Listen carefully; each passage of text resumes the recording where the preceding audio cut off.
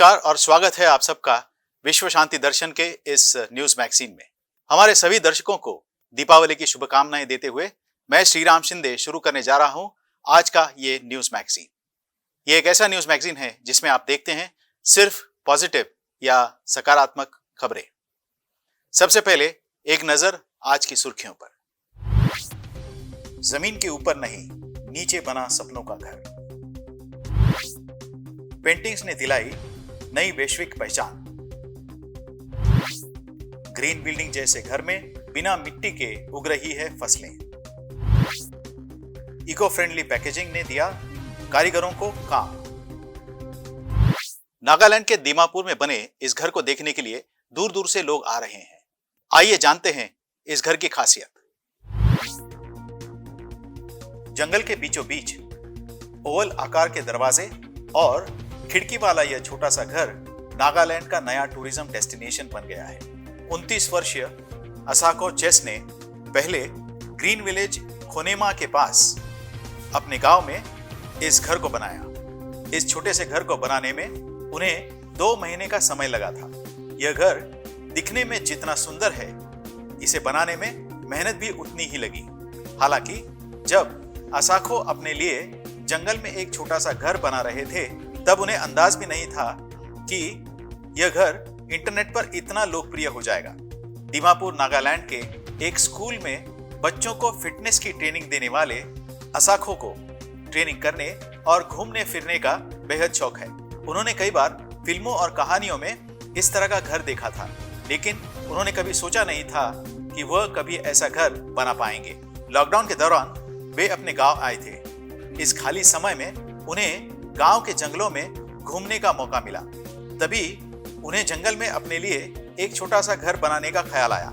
असाको ने अपने दोस्तों और कुछ स्थानीय लोगों की मदद से मिट्टी के खोदने के काम से शुरुआत की। उन्होंने बताया कि करीब 15 लोग 2 दिन तक 3 से 4 घंटे की शिफ्ट में काम कर रहे थे। मिट्टी खोदने के बाद उन्होंने बाहर और अंदर की तरफ लकड़ियों का प्रयोग करके दीवारें बनाई। घर के सामने की दीवार बनाने के लिए अल्डर के पेड़ की लकड़ी का इस्तेमाल किया गया।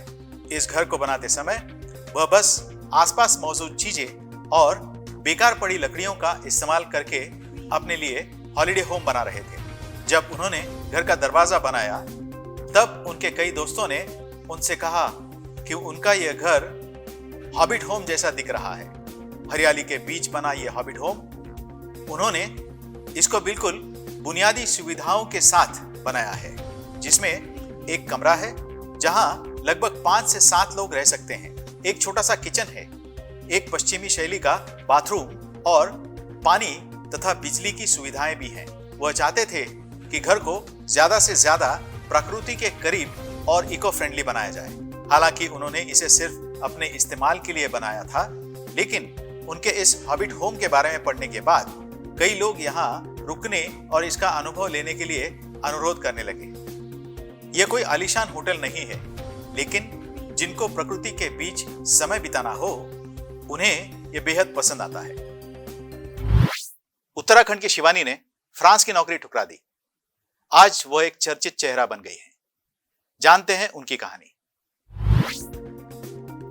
उत्तराखंड के मिनी कश्मीर पिथौरागढ़ की रहने वाली 27 वर्षीय शिवानी विश्वकर्मा आज अपनी बेहतरीन चित्रकारी की वजह से लोगों के बीच एक चर्चित चेहरा बन गई है।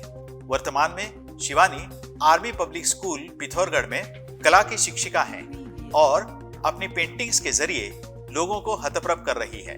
पेंटिंग ऐसी कि हर कोई देखता ही रह जाए। बचपन से ही शिवानी को रंगों और चित्रों से गहरा लगाव था और आज शिवानी का वह लगाव उनकी पेंटिंग्स में साफ झलकता है। शिवानी की अधिकतर पेंटिंग्स में पहाड़ों का लोक जीवन और लोक संस्कृति की झलक दिखाई देती है। इन पेंटिंग्स में पहाड़ यथार्थ नजर आते हैं। उनकी पेंटिंग्स में प्रकृति, पशु पक्षी, नदी, झरनों, खेत खलियान, इन सब से लेकर वैभवशाली सांस्कृतिक विरासत की झलक भी देखने को मिलती है। सन 2019 में फ्रांस से उन्हें बहुत ही अच्छे पैकेज के साथ नौकरी का बुलावा आया था, लेकिन शिवानी अपनी माटी से दूर नहीं जाना चाहती थी, इसलिए उन्होंने नौकरी का बुलावा ठुकरा दिया। वह पहाड़ों में रहकर ही कुछ करना चाहती थी। 2018 में 3 जून को विश्व पर्यावरण दिवस को लेकर दिल्ली के शिवाजी स्टेडियम में कलाकार फाउंडेशन ने सबसे लंबी पेंटिंग बनाने के लिए देश भर से कलाकारों को आमंत्रित किया था। पेंटिंग को तैयार करने वाले 1145 भारतीयों में पिथौरागढ़ जनपद की शिवानी विश्वकर्मा भी थी। कलाकारों ने लगातार 2 घंटे तक 3435 फुट लंबी पेंटिंग तैयार की, जिसने चीन के रिकॉर्ड को ध्वस्त करते हुए Guinness book of world record में अपना नाम दर्ज किया। शिवानी विश्वकर्मा अपनी कला से कैनवास पर कल्पना के रंग उतारकर उसे जीवित कर देती हैं। आने वाले समय में शिवानी अपनी नायाब चित्रकारी के जरिए पूरे उत्तराखंड को नई पहचान दिलाने की कोशिश में है। क्या लौकी, करेला, स्ट्रॉबेरी बिना मिट्टी के उग सकती हैं? जी हां, ऐसे हो सकता है। आइए देखते हैं ये कैसे हो रहा है। उत्तर प्रदेश के बरेली में रहने वाले रामवीर सिंह पिछले कई साल से मीडिया इंडस्ट्री से जुड़े हुए हैं। इसके साथ ही गांव में अपनी खेती बाड़ी भी कर रहे हैं। 2020 में लॉकडाउन के दौरान उन्होंने अपने घर में हाइड्रोफिनिक तरीके से बागबानी की शुरुआत की।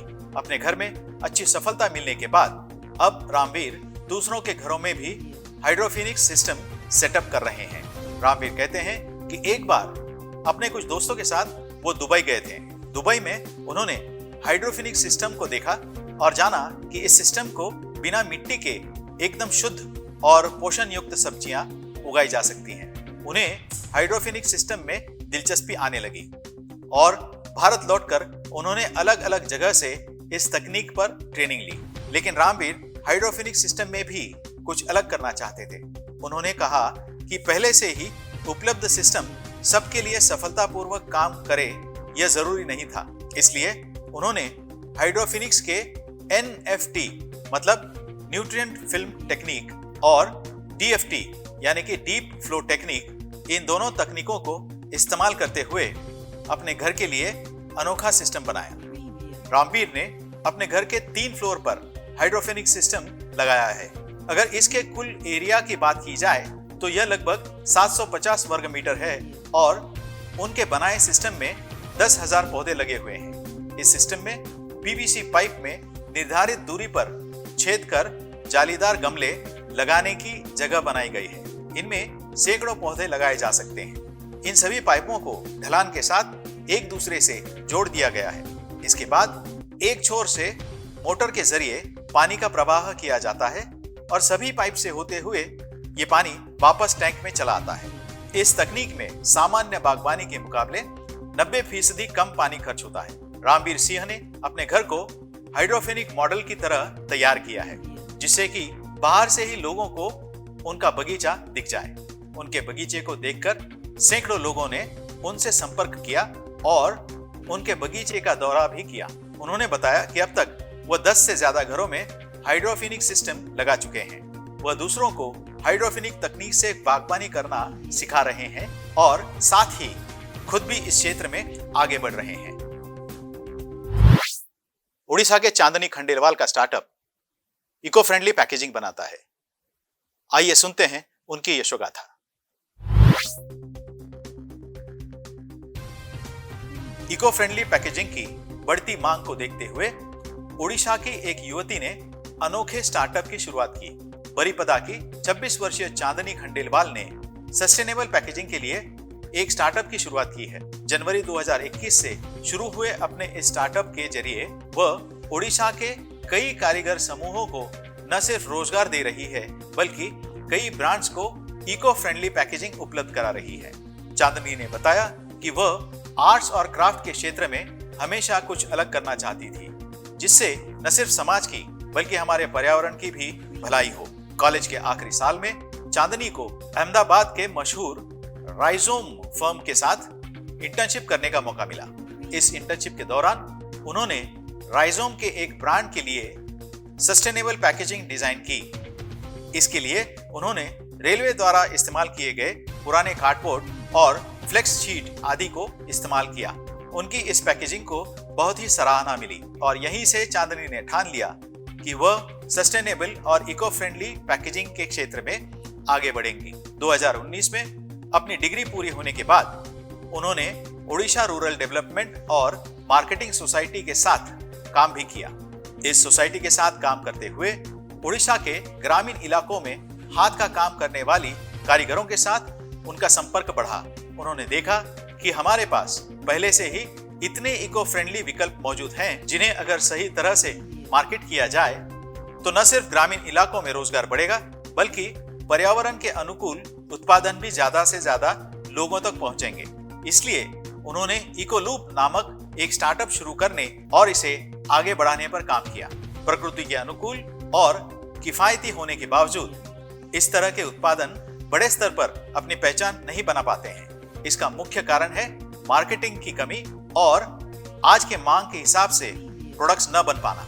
चांदनी अपने स्टार्टअप के जरिए इन्हीं दो विषयों पर काम कर रही है। इसी के साथ आज के इस न्यूज मैगजीन में यहीं पर रुकते हैं। फिर से एक बार आप सबको दीपावली की शुभकामनाएं। देखते रहिए विश्व शांति दर्शन। धन्यवाद।